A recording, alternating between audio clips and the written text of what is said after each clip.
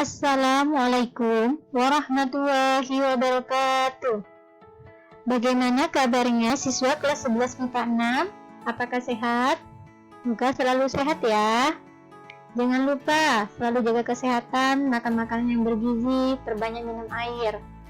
Apabila keluar rumah jangan lupa pakai masker ya. Di sini Ibu akan melanjutkan materi selanjutnya, yaitu materi tentang jumlah dan selisih sinus dan kosinus dengan subbab jumlah dan selisih sinus dan kosinus dua sudut dalam segitiga. Maksudnya jumlah dan selisih sinus dan kosinus dua sudut dalam segitiga itu bagaimana ya? Agar kita lebih paham maksudnya materi subbab ini, kita lanjut ke materi dulu. Pertama, bentuk umum jumlah dan selisih sinus dan kosinus dua sudut segitiga dapat berbentuk sama rumus trigonometri. Jangan lupa kita harus memahami rumus trigonometri. Ini sudah dipelajarin di kelas 10. Pertama, seumpama Ibu punya segitiga A, B, C dengan siku-siku di sudut A, B, C dengan siku-siku di sudut A dengan besarnya alfa. Jika mencari sin alfa, maka rumusnya adalah depan termiring atau sama dengan AB per AC, BC. Jika mencari cos alfa, maka rumusnya samping termiring atau sami, biar mudah diingat ya, sami, samping termiring atau AC per BC. Jika tan alfa yang dicari, masih ingat nggak rumus tan alfa bagaimana kita mencari? Tuh, depan per samping, depan per samping atau bisa juga AB per C. Dan jangan lupa kita harus mengingat kembali rumus Pitagoras yang sudah dipelajari di waktu SMP. Jika Ibu mempunyai segitiga ABC dengan siku-siku di sudut C, A, B, C dengan siku-siku berada di sudut C. Rumus Pitagoras itu yang masih ingat apa? Betul, A kuadrat plus B kuadrat sama dengan C kuadrat. Tetapi jika Ibu mencari A kecilnya ini kan depannya Ibu misalkan A, sampingnya B, miringnya C. Jika yang dicari ininya bagaimana cara mencarinya? Maka rumusnya adalah A sama dengan akar C kuadrat dikurangin B kuadrat. Begitupun mencari rumus yang B. B-nya tetap ini karena B kuadrat maka sama dengan B sama dengan akar C kuadrat dikurangin A. Kayak gini ya, A kuadrat. Tuh. Jika mencari nilai C-nya, ini C-nya maka C sama dengan ini karena kuadrat maka di sini diakarkan untuk menghilangkan kuadratnya. Jadi C sama dengan A kuadrat plus B kuadrat.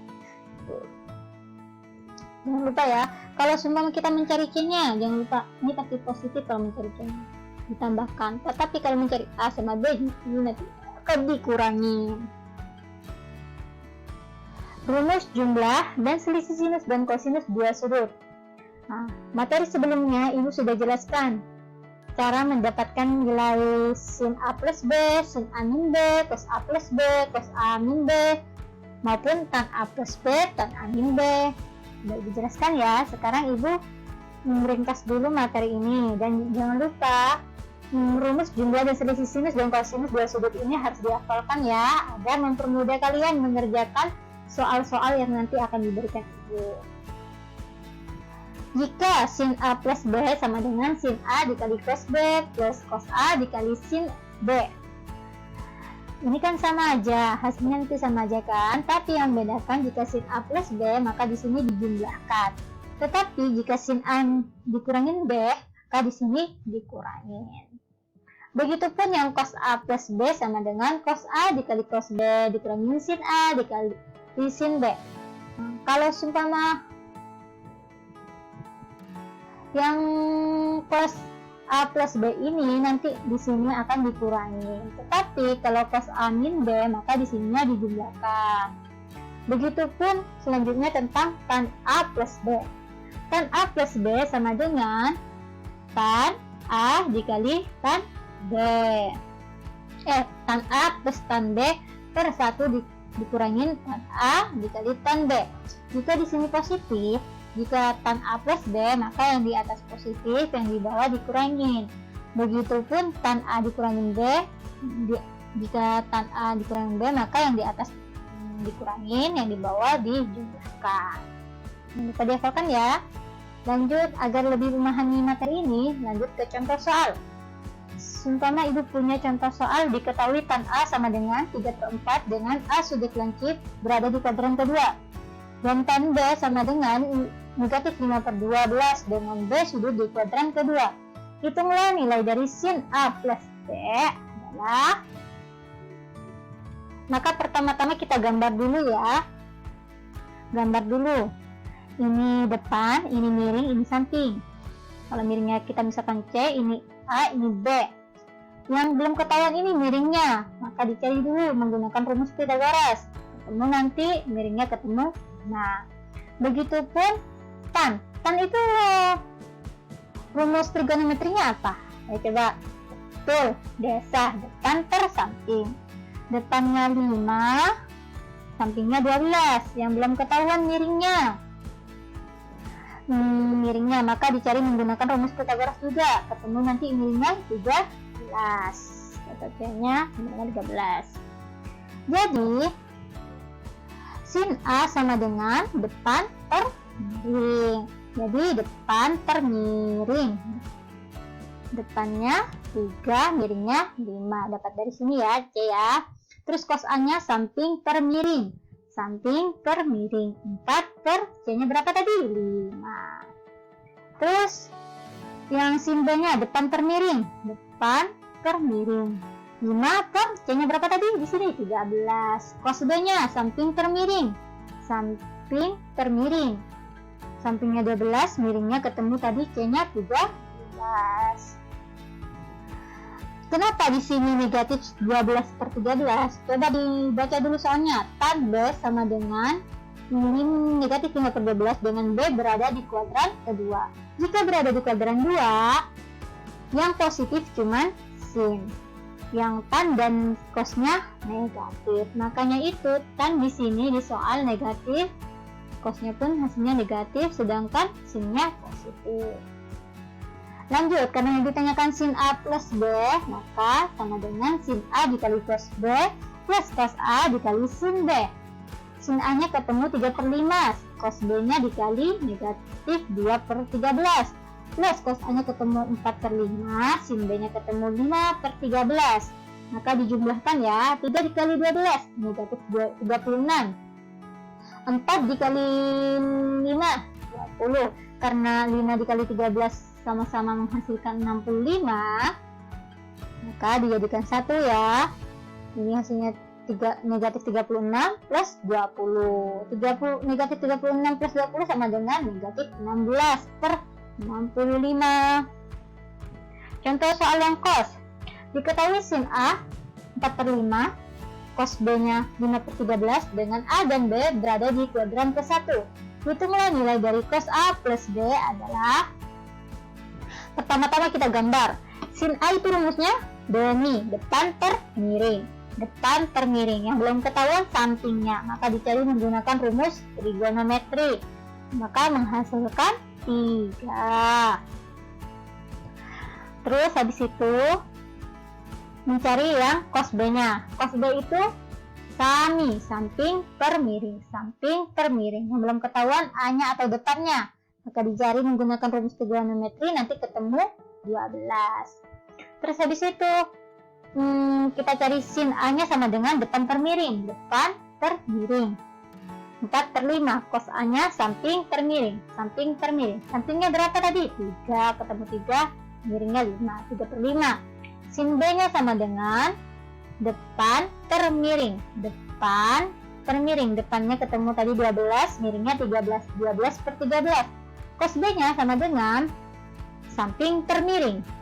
samping termiring, samping termiring. Jadi 5/13. Kenapa di sini positif semua nggak ada yang negatif? Karena berada di kuadran ke-1. Jadi hasilnya nanti positif semua, nggak ada yang negatif. Lanjut. Karena ini dicari cos A plus B, maka sama dengan cos A dikali cos B dikurangin sin A dikali sin B. Cos A nya ketemu 3/5. Cos B nya ketemu 5/13 dikurangin. Sin A nya ketemu 4/5 dikali sin B nya ketemu 12/13. Dijumlahkan. 3 dikali 5, 15. 4 dikali 12, 48. Karena ini dikurangin, jadi 15 dikurangi 48. 5 dikali 13, 65. Udah ketemu, 15 dikurangi 48. Berapa hasilnya? Negatif 33/65. Jadi hasilnya negatif 33/65. Lanjut contoh soal yang pan. Diketahui sin A sama dengan 4/5, cos B-nya sama dengan 5/13, dengan A dan B berada di kuadran 1. Hitunglah nilai dari tan A dikurangi B. Maka adalah titik, pertama-tama kita gambar. Sin A depan termiring, ini belum ketahuan samping. Nah, maka dicari dengan rumus Pythagoras, ketemu sampingnya 3. Cos B-nya sami, samping termiring. Yang belum ketahuan adalah depannya, maka dicari juga, ketemu depannya atau A nya itu sama dengan 12. Rumus tan A itu sama dengan dasar depan per samping.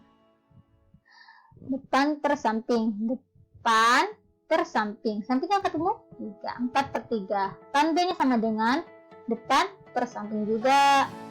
Depannya berapa tadi? 12 per sampingnya 5, jadi 12/5. Lanjut. Karena dicari tan A min B sama dengan, maka tan A dikurangin tan B per 1 plus tan A dikali tan B. Tan A nya tadi ketemu 4/3 dikurangin tan B nya 12/5 per 1 plus tan A 4/3 dikali tan B nya 12/5. Dijumlahkan ya, bisa samakan penyebut. 15, ininya jadi 20, karena 4 dikali 5 20, 12 dikali 3 negatif 36 per 1, ini dijumlahkan juga, hasilnya 4 kali 12 48, 3 kali 5 15. Nanti ketemu kayak gini hasilnya negatif 16/15/63/15. Dikalikan biar enak ya, ini dipindah ke sini ya, jadi kali jadi kebalik. Jadi negatif 16/15 dikali 15/63. Nah, karena ini 15 sama ini sama 15 sama, jadi bisa dicoret. Jadi tinggal sama dengan negatif 16/63. Nah, karena Ibu sudah menjelaskan contoh soal sin, cos, dan tan, kalian coba juga ya contoh-contoh soal yang lain agar lebih paham tentang materi jumlah dan selisih sinus dan kosinus dua sudut dalam segitiga ini. Selalu semangat meskipun kita pembelajaran masih daring, dan selalu jaga kesehatan ya. Sekian, terima kasih. Wassalamualaikum warahmatullahi wabarakatuh.